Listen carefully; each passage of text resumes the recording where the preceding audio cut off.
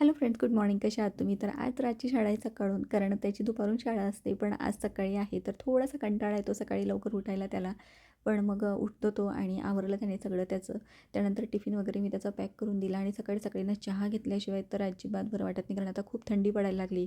त्यामुळे मग सकाळी मी माझ्यासाठी चहा केला, राजला सोडून आले आणि त्यानंतर मग टिफिनची तयारी इकडे माझी चाललेली आहे. तर इकडे कणिक वगैरे करून घेतली आणि मस्त टम्म अशा फुगलेल्या चपात्या आपल्या झालेल्या आहेत.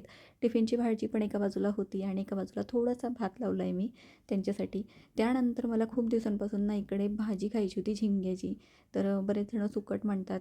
बऱ्याच ठिकाणी वेगवेगळ्या काहीतरी म्हणत असतील अजून, पण आमच्याकडे याला झिंगे म्हणतात. तर मी मस्त लाल टोमॅटो घालून त्यानंतर हे लाल चटणी आणि हिरवी मिरची असं छान अशी मस्त भाजी करून घेतली. भाकरीसोबत तर छान लागते अगदी आणि मस्तच लागते.